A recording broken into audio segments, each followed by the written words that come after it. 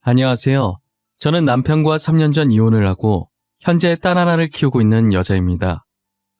저는 매일은 아니고 가끔 이곳에 들려서 올라온 사연을 듣고는 했는데요. 이런저런 사람들 사는 얘기를 듣다 보니 제 얘기도 이곳에 적어보면 어떨까 싶더라고요.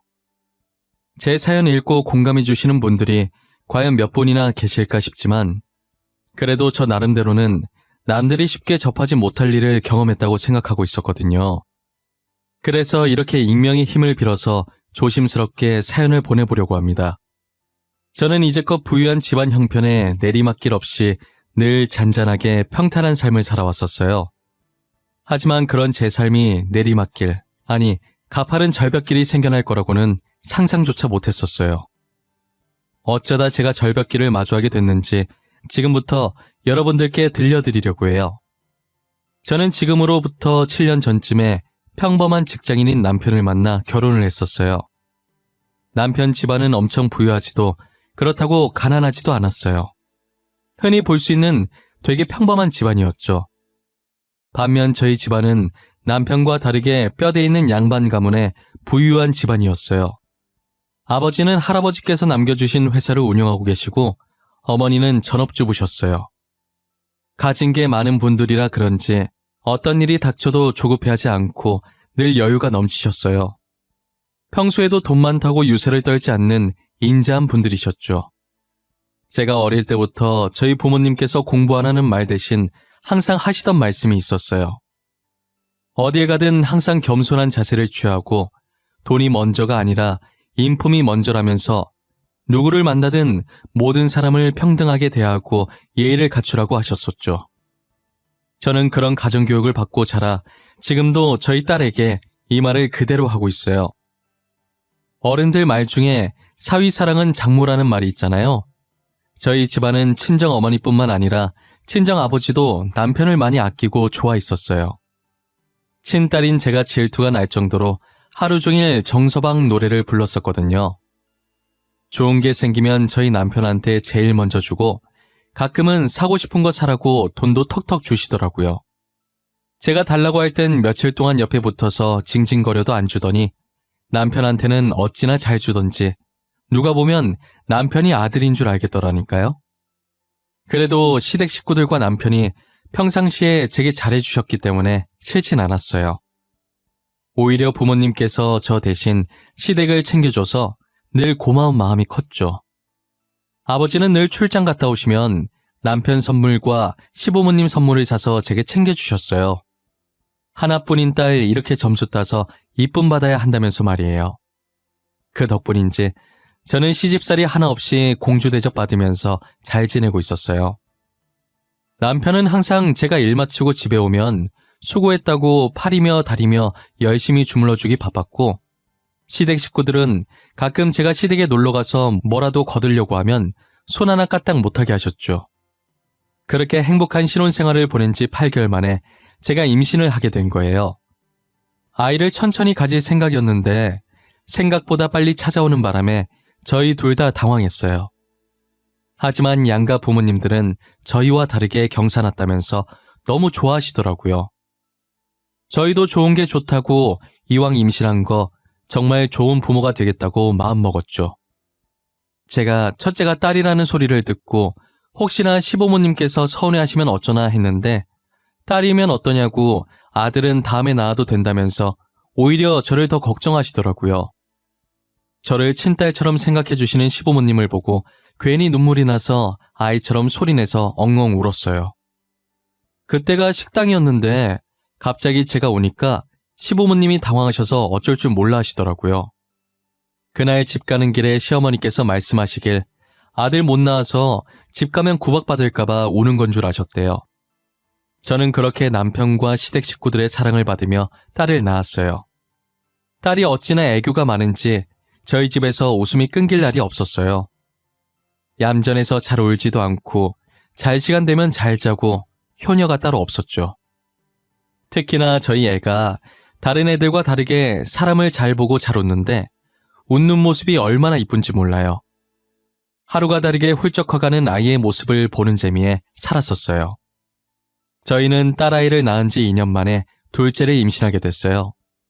그런데 임신과 동시에 저희 아버지 사업이 망해서 전 재산을 다 날리게 된 거예요. 아마도 그때부터 시댁 식구의 본색이 드러나기 시작했던 것 같아요. 부자가 망해도 3대는 간다는 말이 있었는데 저희 가족은 어찌 된 게 3대는커녕 3일도 못 갈 만큼 재산이 모조리 다 날라갔더라고요. 그래도 불행 중 다행인 게 친정집만큼은 지켰더라고요. 저희 아버지 사업이 망한 뒤로 죽으라고 하면 죽는 신용이라도 했던 남편이 변하기 시작했어요. 평소에 돈 관리를 제가 하고 있었는데 이제 각자 하자고 하더라고요. 우리 돈 관리 당신이 했었잖아. 이제 각자 하기로 하자. 내 통장 어디 있어? 이번 달부터 내 돈은 내가 관리할게. 갑자기 왜? 언제는 내가 재무팀에 있어서 돈 관리 좀 해달라더니 당신 혹시 돈 필요해? 돈 필요해서 이러는 거면 필요한 만큼 내가 줄게. 아니, 그건 아니고 남자가 그래도 수중에 돈을 들고 있어야지. 언제 급한 일 생길지 모르잖아. 그리고 아버님 회사 부도나셨다며? 혹시나 해서 말하는데 나 도와줄 돈 없어. 뭐야, 나 돈 빌려달라고 한 적도 없는데 서운하게 꼭 그렇게 말해? 우리 집 일은 우리가 알아서 할 거야. 당신한테 손 벌릴 일 없어. 그럼 됐고, 일단 내 통장 줘. 이번 달부터 내가 관리하겠다는 마음은 변함없어. 제가 아버지 회사 망했다고 남편한테 도와달라고 한 적도 없는데 저렇게 딱 잘라서 말을 하니 제 입장에서는 엄청 서운하더라고요. 솔직히 저희 부모님이 그동안 남편한테 얼마나 잘했는데요. 딸인 저보다 남편을 더 챙겨주고 아껴줬는데 저렇게 말하면 어느 누가 안 서운하겠어요. 저는 남편에게 서운했지만 뭐라 말도 못하고 혼자 속으로 끙끙 앓고 있었어요. 그리고 남편뿐만 아니라 시댁 식구들도 저를 대하는 태도가 냉랭해지더라고요. 손 하나 까딱 못하게 하셨던 시어머니께서 틈만 나면 저를 시댁에 호출해서 이거 해라 저거 해라 사소한 거 하나까지도 시켜먹고 계시더라고요. 임신 초반이라 조심해야 한다고 했지만 두 번째 임신은 괜찮다면서 정말 말도 안 되는 억지를 부리시면서 저를 시켜먹는 거예요. 그리고 저 하나로 모자라 첫째 딸한테도 막대하는 게 보이기 시작하면서 뱃속에 있는 아이도 딸이라고 할까봐 겁나서 일부러 아이 성별도 묻지 않았어요. 시어머니는 또 저를 호출하셔서 친구들 올 거니 빨리 와서 음식을 만들라고 하시더라고요. 하필 제가 첫째랑 다르게 둘째를 가졌을 때 입덧이 심했었어요. 음식을 만드는데 저도 모르게 계속 헛구역질이 나오더라고요. 이게 참으려고 해도 참아지는 게 아니잖아요. 그래도 저 나름대로 한번 참아보겠다고 이를 악물고 있었는데 시어머니께서 잠깐 제가 헛구역질하는 소리를 듣고선 들고 있던 소쿠리를 제 쪽으로 던지시더라고요. 더럽게 음식 만들면서 뭐하는 짓이야? 왜? 아주 토를 해라 토를 해. 지금 내가 음식 좀 만들라고 했다고 시위하는 거야? 어머님 죄송해요. 제가 입덧이 심해서 참아보려고 했는데 참아지지가 않아서요.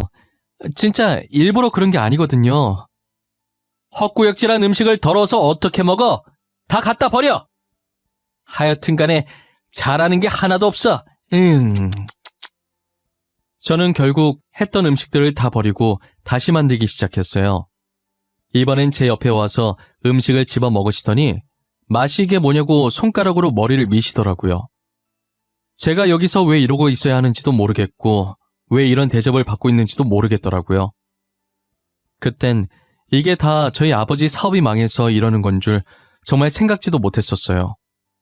도대체 이게 무슨 영문인지도 모른 채 시댁 식구들한테 무작정 당하기 시작한 거예요. 임신 5개월 정도 됐을 때가 추석이었는데 정말 다시 떠올리고 싶지도 않은 기억이에요. 몸이 좋지 않아서 남편 먼저 보내놓고 저 혼자 뒤늦게 시댁으로 향했었어요. 남편은 시어머니께 말씀을 안 드린 건지 제가 들어가자마자 화를 내시더라고요. 네가 아직까지 부잣집 공주님인 줄 알아? 명절에 시댁에 와서 일을 도와야 할 거 아니야? 멀쩡한 며느리 두고 늙은 시애미가 이걸 다 준비해야겠어? 어머님 죄송한데 제가 몸이 안 좋아서 조금 늦었어요. 그리고 1시간밖에 안 늦었는데 그게 이렇게까지 화낼 일이에요? 당신 어머니한테 버릇없게 지금 이게 뭐 하는 짓이야? 그냥 죄송하다고 하면 끝날 일을 굳이 말대답해야겠어? 당신이 아프다고 말만 해줬어도 어머님이 이렇게까지 화 안 내실 거 아니야. 내 말이 틀려? 내 말이 맞잖아. 아니다. 그냥 말을 말자. 싸울 힘도 없다. 너 지금 하늘 같은 남편한테 말버릇이 그게 뭐야? 너희 부모님이 그렇게 가르치셨어? 어? 어머님, 말 한번 잘 꺼내셨어요. 저희 부모님이 그동안 시댁 식구들한테 얼마나 잘했는데요. 기억 안 나세요? 그런데 어떻게 저한테 이런 식으로 하실 수가 있어요? 시어머니 입에서 저희 부모님 얘기 나오니까 순간 울컥하더라고요. 그동안 저희 부모님이 얼마나 잘해주셨는데 지금 시어머니께서 저한테 이러나 싶어서요. 저는 정말 틀린 말 한 거 없다고 생각했는데 어디에 화가 나신 건지 시어머니께서는 제 말이 끝나기가 무섭게 제 뺨을 때리시더라고요. 저는 부어오르는 뺨을 어루만지면서 그대로 시댁을 빠져나와 친구 집으로 갔어요. 발갛게 달아오른 뺨을 보고 괜히 부모님께서 걱정하실까봐 대충 몸이 안 좋아서 못 간다고 말하고 연휴 끝날 때까지 친구 집에서 지냈었어요. 걱정하시는 것보다 시댁 식구들한테 실망하실 게 커서 입이 안 떨어졌어요. 친구는 제 얘기를 듣더니 어떻게 사람들이 그렇게 못됐냐고 당장 이혼하라고 하더라고요. 저도 당장 이혼하고 싶었지만 아이들이 있으니 그게 마음처럼 쉽게 안 되는 거예요.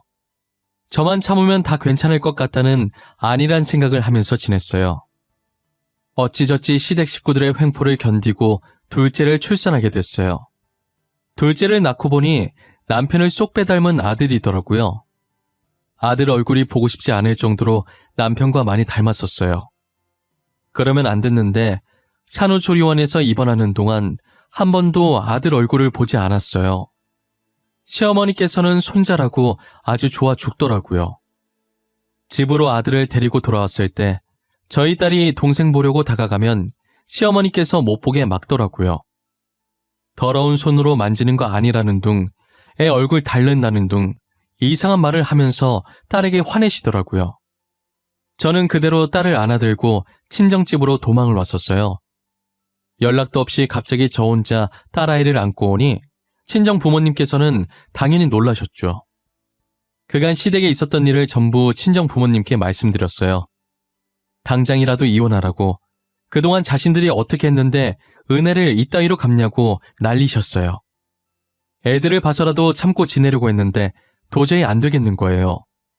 애들 지키려고 계속 거기 있었다간 제가 먼저 죽을 것 같더라고요. 저는 이혼 서류만 우편으로 보내주고 남편을 만나지 않았어요. 그랬더니 남편이 시어머니와 함께 저희 집을 찾아왔더라고요. 딱히 얼굴 마주하고 싶지 않아서 나가보진 않았는데 시어머니와 저희 부모님이 대화하는 소리가 들리는 거예요.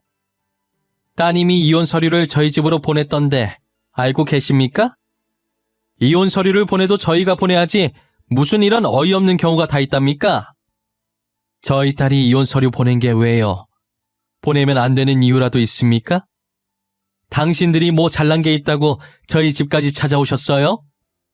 까놓고 말해서 사업이 망하고 이제 아무것도 없는 따님을 계속 걷어주면 감사하다고 해야죠. 감사하다고는 못할 망정 이혼 서류를 보내니 정말 저희 입장에서 황당하네요. 혹시 사돈께서는 입으로 똥 싸는 게 취미십니까?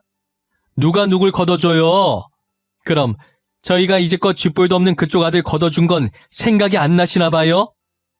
저기요 사돈, 제가 입으로 뭘 싸요? 지금 고개 숙여야 할 사람이 누군데 이러실까? 지금 저희가 사돈네들보다 위에 있는 것 같은데 안 그래요?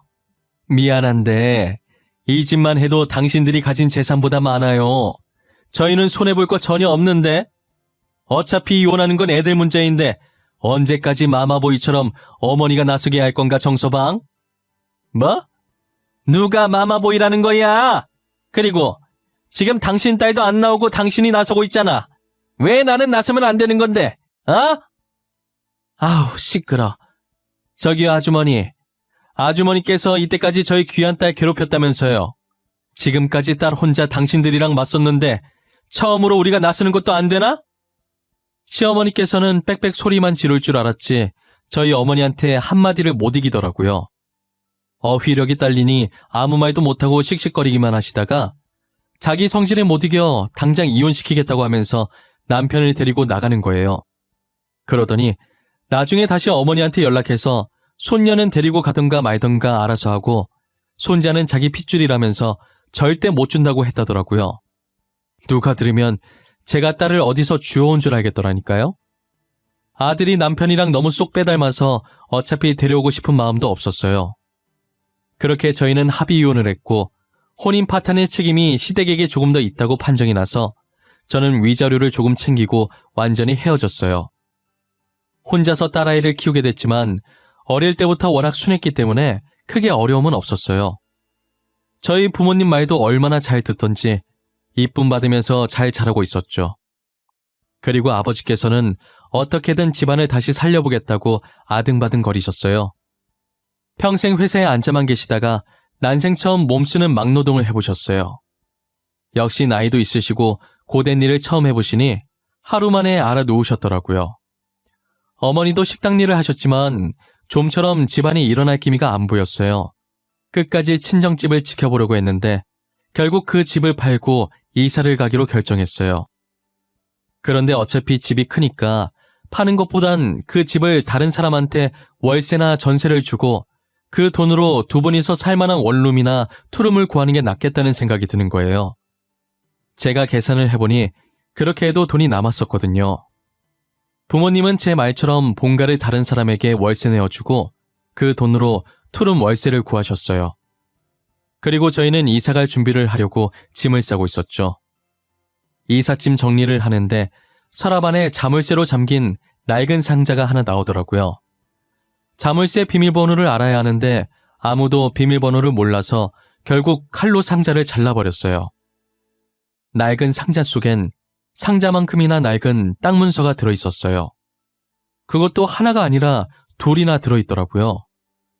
할아버지가 몰래 숨겨놓으셨던 땅 같았는데 명의를 보니 제 이름으로 되어 있더라고요. 문서와 함께 편지가 하나 있었는데 혹시나 집안이 망하게 될 때를 대비해서 제 이름으로 땅을 사두셨다고 적혀 있는 거예요. 할아버지는 정말 몇 수 앞을 내다보고 계셨던 건지 저희 부모님이랑 편지를 보면서 감탄했어요. 현재 그 땅 시세가 얼마나 될까 궁금해서 알아보니 현재 하늘을 찌르고 있더라고요.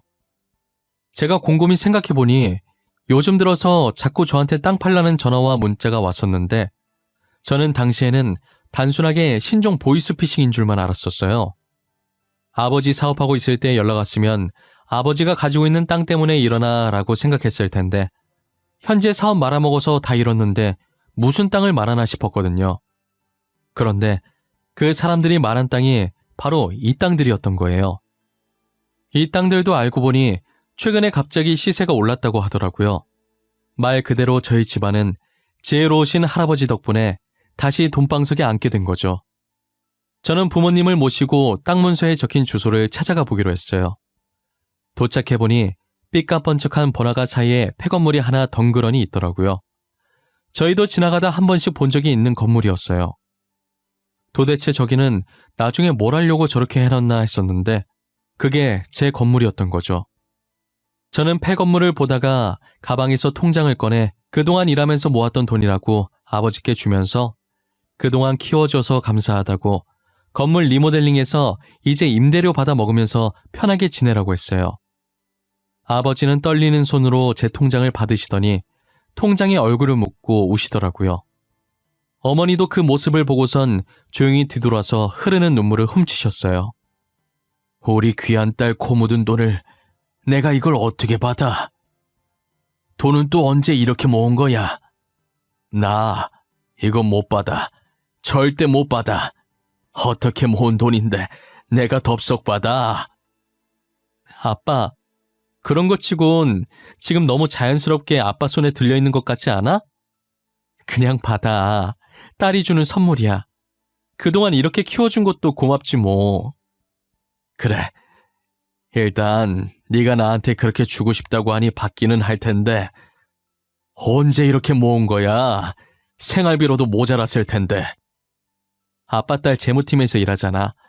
그래서 돈 관련된 건 엄청 철저한 거 알지? 쓸데없는 거 안 사고 모으면 그만큼 모을 수 있어. 그래도 나 하고 싶은 건 하고 살았다? 아버지가 너무 속상해하면서 오시길래 오히려 제가 더 덤덤한 척, 씩씩한 척 했어요. 사실 하고 싶은 거나 사고 싶은 게 있어도 참고 최대한 아끼고 아껴서 모은 돈이었거든요. 언젠간 부모님께 선물로 드리고 싶어서 따로 모아왔던 돈이었어요. 이렇게 쓰일 줄은 몰랐는데 그래도 기분이 정말 좋더라고요. 아버지는 투룸으로 이사 가려던 것도 취소하고 다시 본가로 돌아가 제가 준 돈으로 건물을 다 뜯어 고치고 임대료를 받으면서 지내고 있었어요. 딸이 선물해준 건물이라면서 어찌나 애지중지 여기시던지 제가 용역업체를 쓰라고 해도 본인들이 직접 청소하겠다고 고집을 피우더라고요. 아무리 말해도 안 들으셔서 결국 저도 두 손 두 발 다 들었어요. 그러다 예기치 못한 장소에서 평생 마주치고 싶지 않았던 사람들을 마주하게 됐는데요. 모두가 예상하셨듯 그 사람들은 바로 저희 전 남편과 전 시어머니셨어요. 그날도 어김없이 청소하러 나가셨다는 말에 같이 점심 먹으려고 부모님을 찾아갔어요. 제가 건물 앞에 거의 다다랐을 때 어느 한 식당에서 전 남편과 전 시어머니가 나오더라고요. 알고 보니 저희 건물 옆에 새로 생긴 식당이 전 남편 가게였어요. 저는 그 두 사람을 보고 멈칫했고 그들도 저를 보고 걸음을 멈추더라고요. 마침 저희 부모님께서도 청소가 끝나셨는지 청소용품을 들고 나오고 계셨어요. 드라마도 아니고 어쩜 그렇게 타이밍이 절묘한지 모르겠어요. 고무장갑을 낀 채 청소용품을 들고 나오는 저희 부모님을 본 전 시어머니께서는 한쪽 입꼬리를 올리면서 팔짱을 끼고 저희에게 다가오더라고요. 어머, 이게 누구야? 사돈, 아참, 이제 아니지? 아주머니께서 여긴 어쩐 일이세요? 이 건물에서 청소하시나 봐요. 혜지야, 어디서 개 짖는 소리 안 들리니? 똥개가 앞에 있나 왜 이렇게 시끄러워? 저기요 아주머니. 아주머니 가던 길이나 계속 가세요. 저희 아세요? 자존심은 여전하시네. 그쪽 꼴 보니 저도 아는 척하고 싶지 않아요. 부잣집 사모님께서 어쩌다 남의 건물 청소나 하고 계실까? 내가 건물 청소를 하든 뭘 하든 뭔 상관이시래? 그쪽은 엄청 대단한 일 하고 있나 봐요. 저희가 이번에 식당 하나 차렸거든요. 옆에 있는 저 식당인데 언제 한번 드시러 오시던가. 아, 맞다. 저희 가게 메뉴가 좀 비싼데 드시러 오실 수 있을지 모르겠네. 전 시어머니의 막대먹은 성격은 예나 지금이나 여전하시더라고요. 어머니도 만만치 않게 전 시어머니의 말에 한마디도 지지 않으시고요. 저희 가족에 대한 비아냥거림으로 전 시어머니의 입은 쉬질 않으셨어요. 언제까지 하려나 볼참이었는데 저희 건물에서 일하시던 분이 나오시는 순간 전 시어머니의 입에서 더 이상 소리가 새어나오지 않았어요. 사장님들, 오늘도 청소하러 오신 거예요? 진짜 대단하세요. 돈이 그렇게 많으신데 업체 한번 안 쓰시고 매번 이렇게 직접 청소하기 힘들지 않으세요? 에이, 아니에요. 제 건물 제가 청소하는데 뭐가 힘들어요? 안 그래도 저희 딸이 업체 쓰라고 난리더라고요. 생각 안 해본 건 아닌데 저희가 하는 게 마음 편해요. 두 분 다 대단하신 것 같아요. 아, 커피 한 잔씩 드릴까요? 저희가 이번에 신메뉴 개발했거든요. 여기서 일한 지도 1년이 지났는데 이제껏 임대료 한 번을 안 올리시고 정말 너무 감사해요. 아니에요. 지금같이 경기도 안 좋을 때 임대료까지 올리면 자영업자는 뭐 해먹고 살아요. 있는 사람이 좀 도와주고 하는 거죠. 신메뉴 맛이 어떨지 궁금한데 한 잔 마셔볼까요? 저희 어머니와 세입자의 대화를 듣던 전 시어머니와 남편은 가만히 서서 눈만 굴리고 있더라고요. 그러다 저희 부모님은 세입자를 따라 신메뉴 맛보러 카페 안으로 들어가셨고 곧이어 저도 뒤따라 들어가려는데 전 시어머니께서 제 손목을 붙잡으시는 거예요. 전 시어머니의 표정을 보니 제게 묻고 싶은 말들이 너무 많아 보이시더라고요. 저는 그 손을 뿌리치고 아까 전 시어머니가 저희 부모님께 그랬듯 똑같이 팔짱을 끼고 무슨 할 말이라도 있냐는 표정으로 쳐다봤어요. 제가 할 말 있으면 빨리 하라고 하니 저게 다 무슨 말이냐고 물어보는 거예요. 저는 아무렇지 않게 방금 들은 그대로라고 저 건물 저희 부모님 건물이라고 말했죠. 어떻게 된 일이냐고 물어보시길래 제가 꼭 대답을 해야 되냐고 말하고 카페로 들어왔어요. 카페 안으로 들어와 전 시어머니와 전 남편을 몰래 지켜보니 뻥진 표정으로 서 있다가 자신의 머리를 주먹으로 치더니 주랭랑 치시더라고요. 번데기 앞에서 주름 잡은 꼴이니 아까까지 자신들이 했던 행동이 얼마나 쪽팔리겠어요. 저는 그동안 당한 수모들에 대해 한 방 먹인 기분이 들어서 좋더라고요. 그런데 이게 제 발목을 잡기 시작할 줄은 꿈에도 몰랐어요. 전 시어머니와 전 남편은 저희가 다시 부자가 됐다는 것을 알고 들러붙기 시작했죠. 저희가 마주쳤던 그날 이후로 부모님 건물 앞을 기웃거리시면서 친한 척을 하셨나 봐요. 사돈으로 함께했던 시간들을 생각해보라고 하는 말에 어머니가 기가 찼다고 하시더라고요. 전 시어머니뿐만 아니라 전 남편도 제 회사까지 찾아와서 다시 잘해보자고 하고 난리도 아니었죠. 결국 거머리 같은 시댁 식구들을 피해 부모님은 용역업체에다가 건물 청소를 맡겼고 저는 오랫동안 다니던 회사를 그만두고 다른 회사로 이직을 하게 되었어요. 이제 마주칠 일 없을 거라 생각했는데 저희가 이사를 가지 않았으니 시댁 식구들은 친정까지 와서 들러붙기 시작하더라고요. 어머니는 그럴 때마다 주방에서 소금을 들고 나와 대문 앞에 있는 그들에게 뿌렸어요. 그 정도 했으면 자존심 상하고 지칠 만도 한데 매일같이 찾아오더라고요. 저희는 참다 못해 그 집을 다시 다른 사람에게 세를 주고 이사를 갔어요. 이사를 간 후로는 시댁 식구들을 마주치지 않게 됐고 진작에 이사를 갈 걸 그랬나 싶었어요. 그로부터 반년 뒤에 시댁 식구들의 소식은 뉴스를 통해 알 수 있었죠. 시댁이 운영하던 식당에서 일하던 한 알바생의 고발로 반찬 재사용 논란이 생긴 건데요. 알바생이 찍어놓은 증거 영상을 보니 빼도 박도 못하겠더라고요. 저희 가족은 뉴스를 보며 혀를 찼고 망신살도 이런 망신살이 없었어요. 제 딸도 뉴스를 보면서 그동안 우리한테 했던 짓 때문에 벌 받는 거라고 한마디 거들었어요. 그동안 아빠 없는 자식으로 만들어서 미안했는데 딸도 시댁에 대한 마음이 저와 같았더라고요. 저렇게 뉴스까지 났는데 식당은 잘 될 리 없었고 손님이 완전히 끊겨버리자 식당 문을 닫게 됐어요. 막상 저런 상황이 오니 통쾌하기보다 제 딸아이의 아빠라서 그런지 불쌍하다는 생각이 들었어요. 그러다 저와 딸에게 한 행동을 곱씹으며 상처 준 만큼 돌려받는 것뿐이라고 독하게 마음먹었죠. 지금 저희 가족은 예전보다도 더 잘 지내고 있어요. 딸도 이제 유치원을 다니면서 아빠 없이도 씩씩하게 잘 커주고 있고요. 저와 저희 부모님도 아빠의 빈자리를 못 느끼게 해주려고 노력하고 있어요. 딸이 남편보다 저를 닮았는지 어린 게 똑 부러져서 벌써부터 말을 되게 잘하더라고요.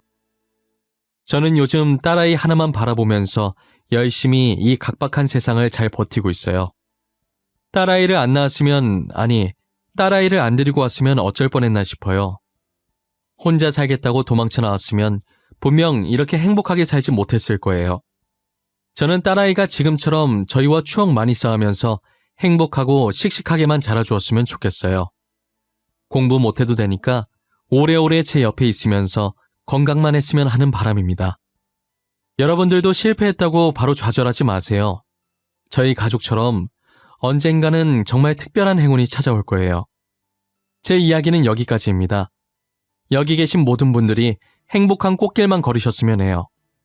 제 긴 이야기를 들어주셔서 정말 감사하고 늘 건강하세요.